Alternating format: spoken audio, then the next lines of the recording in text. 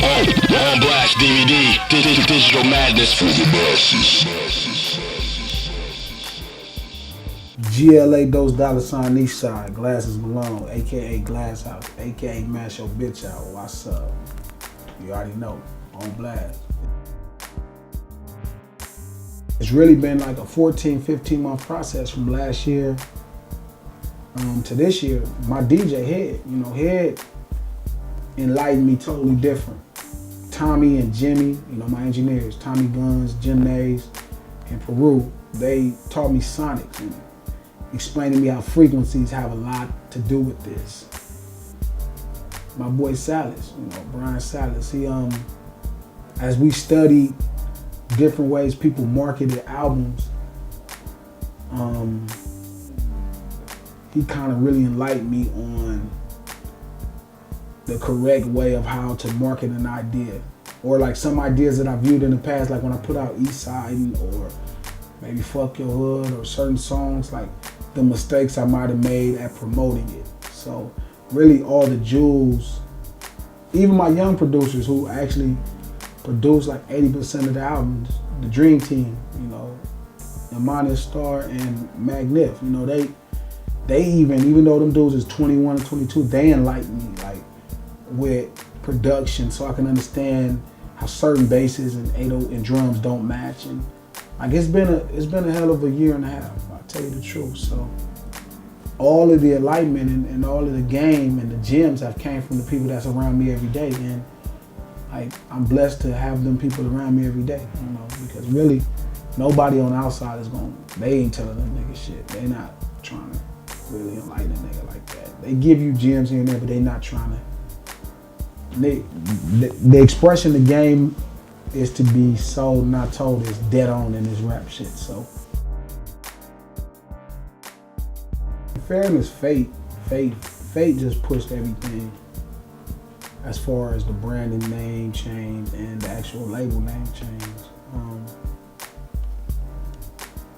If you great, you evolve, So like Blue Division was me.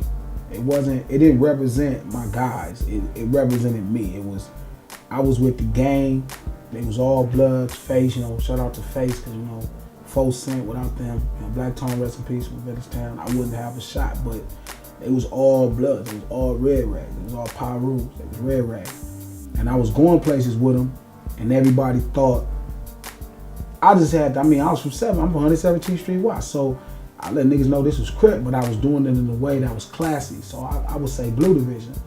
So when I started doing my own shit outside of, what I was doing with Chuck, Gang, as my thoughts and my knowledge of what's going on with music evolved, so the brand did. The brand had to evolve.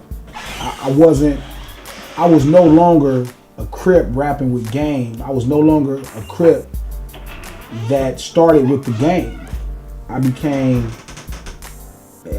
just Glasses Malone, the artist who was 6 years deep in his career, and with knowledge of how to be successful in this business. And so going from Blue Division Music to Division Media Company became like my ambitions to want to do more visually,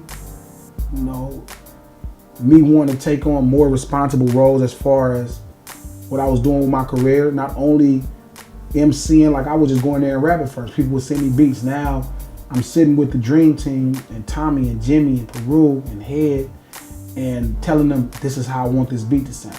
This is the bass line I want to use. This is how I want it. As I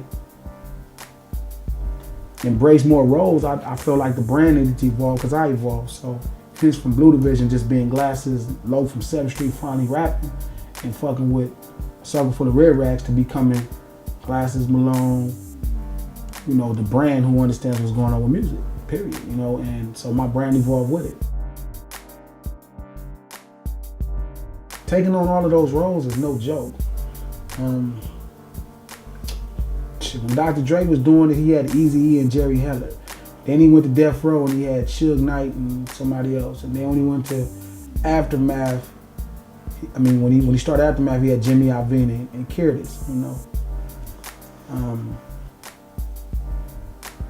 somebody like Problem, you know, who's successful now. You know, that's my nigga. You know, day one type nigga. You know, he has, you know, the Punisher, my boy Pun, who's doing a lot of the production side, you know, controlling that in A&R, you know, situation. He has Bird, who's kind of doing the business. You know, even somebody who was like an idol to me, a person like Eazy-E had Jerry Heller.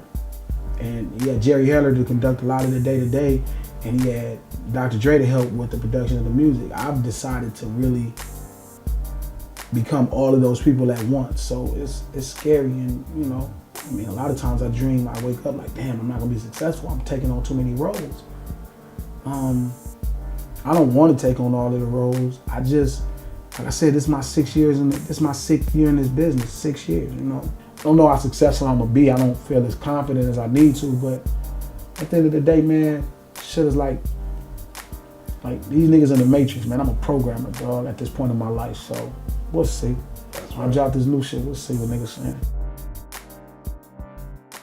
Short term is just to turn around something that don't seem like it's, to me, like people look at my career like almost like a farce, like, damn, like G could have been that nigga. You know, whether they feel like it's Baby and them fault or Mac fault or whatever, or they feel like it's my fault. You know what I mean? I want to turn it around so fast and so cold that they be like, whoa. You know, my short term shit is to, you know, within 12 months of me releasing the second album is to finally make, you know, $1 million+ in within a 12-month span.